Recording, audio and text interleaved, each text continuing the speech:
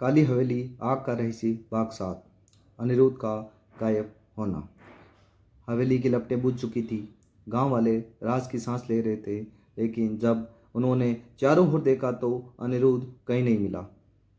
चबूतरे पे सिर्फ आग और रक्त का मिला हुआ निशान चमक रहा था। पंडित शंकरनाथ बुदबुदाए, ये लड़का गया नहीं, बल्कि हवेली की आत्मा में समा गया है। गांव पर सन्नाटा। दिन बीतने लगे। गांव वालों ने सोचा कि अब सब खत्म हो चुका है, लेकिन अजीब घटनाएं फिर शुरू हो गई। रात में खेतों में अचानक आग लग जाती, किसी के दरवाजे पे लाल हाथ का निशान दिखाई देता और कभी कभी काली हवेली की टूटी खिड़कियों में एक परछाई दिखती जो हूबहू अनिरुद्ध जैसी लगती। लोग डरकर कहने लगे, अनिरुद्ध मर नहीं गया, वे शराब का वारिस बनकर लौट आया है।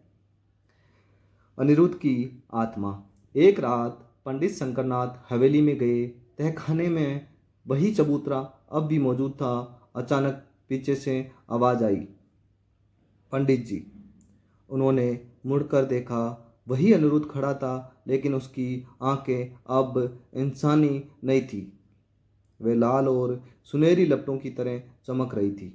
अनिरुद्ध ने धीमी आवाज में कहा, मैं मर नहीं पाया पंडित जी।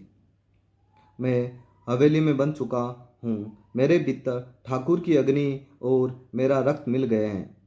अब मैं ना इंसान हूँ ना आत्मा, मैं शराब और मुक्ति का संगम हूँ।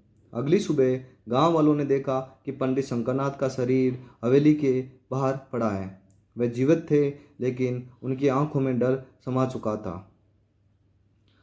उन्होंने कांपते हुए कहा, अनिरुद्ध अब इस हवेली का वारिस हैं। वे हमारे लिए खतरा नहीं, पर अगर कोई हवेली को छेड़ेगा तो उसकी अग्नि सबको भस्म कर देगी। काली हवेली अब शांत दिखती थी, लेकिन उसके भीतर अनिरुद्ध का पुनर्जन्म हो चुका था। अब पहरेदार था, शराब का वारिस जो हवेली को जिंदा रखेगा, और आग का रहस्य हमेशा गुप्त रहेगा। लेकिन गांव वाले अक्सर रात में हवेली से आती फुसफुसाहट सुनते। मैं अब भी यहाँ हूँ। अग्नि और रक्त का मिलन अभी पूरा नहीं हुआ। तो दोस्तों, कैसी लगी ये कहानी? इसके आगे की दास्तान भाग 8 में हम देखेंगे। तो कमेंट करके ज़रूर बताएं और चैनल को सब्सक्राइब ज़रूर करें, लाइक करें, कमेंट करें। Thank you.